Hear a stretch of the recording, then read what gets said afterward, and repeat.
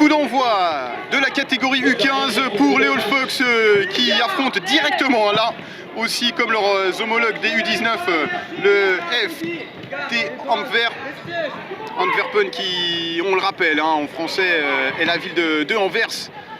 Et c'est l'équipe qui avait fait le triplé la saison passée. Et ça va être une grosse entrée en matière pour les U15.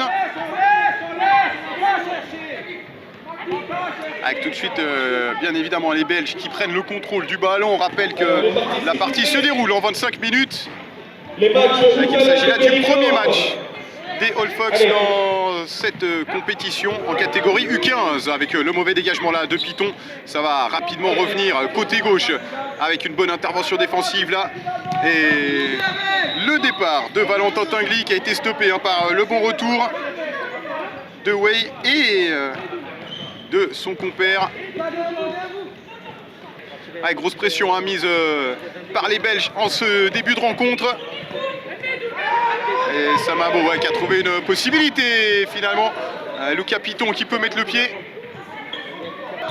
Et Anvers qui repart avec une bonne défense de Mingly, épaulé par Simon Renevet. Là par contre on a réussi à trouver une bonne possibilité. La frappe et l'ouverture du score pour Anvers. 1-0 après 17 minutes et 20 secondes. Ouais, c'est vraiment là qu'on a réussi à trouver une solution. C'est une fois qu'on a passé la première ligne défensive. Côté droit avec derrière, c'est Samabo, il s'est bien stoppé. Tinguely qui peut remonter le ballon. Tinguely encore, ouais, il évite le tac de Dachouri. Tinguely toujours. Et cette fois-ci, la bonne sortie de Ryan Falchou qui part loin de son but. La frappe de Falchou. Et dans ce duel de gardiens, c'est Lucas Piton qui a le dernier mot. Le corner tout de même pour les Belges. Remise en jeu de Perry. C'est bien joué ça en l'air avec la reprise de volée de Johan Piton. Pas assez appuyé cette reprise, ça permet à Ryan Falchou de s'emparer du cuir et de relancer avec Soufiane Dachouri. Dachouri, il n'est pas attaqué, il peut se mettre en position de frappe. Et finalement le ballon qui après avoir touché le poteau est venu rebondir dans le visage de Lucas Piton. Ouais, Lucas Piton qui commence à saigner du nez. Lucas Chenot qui prend donc la place de l'autre Lucas Piton au poste de gardien. Et première frappe et premier arrêt pour Lucas Chenot qui s'étend côté droit. Un bel arrêt du joueur, on rappelle, qui vient de remplacer Piton. Et deuxième arrêt, encore une fois, déjà décisif Lucas Chenot. Il est présent, il est attentif. Avec Candil qui perd le ballon sur Renevet. Renevet qui est repris par ce même Candil. Et attention à cette bonne possibilité encore une fois pour les Belges. Ouais, ça passe facilement la sortie de Chenot. Et finalement le dégagement de Mingly. Dégagement comme on pouvait de la part du numéro 5 là. Et on est reparti encore une fois avec Way. C'est vraiment des vagues, des vagues belges qui arrivent avec cette frappe. Et encore une fois Lucas Chenot qui est présent. Bel arrêt à nouveau du portier remplaçant. Attention là avec ce ballon qui a passé Valenzuela. Ça a tout de même gêné Lawrence Way. Et Tinguely pour aller frapper ce coup franc qu'il a lui-même gagné. Tinguely qui frappe directement, ouais, le portier Ryan Falchou qui était attentif même si ce ballon ne semblait pas prendre le chemin des filets. Il n'a pris aucun risque à le portier.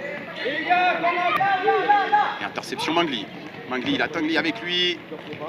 Tinguely, retour à Mingly. Le bon 1-2 entre les deux hommes. Le ballon qui va sortir finalement sur Tinguely. Renevet qui n'arrive pas à frapper. Mingly qui est contré au dernier moment par Joseph Amouzou.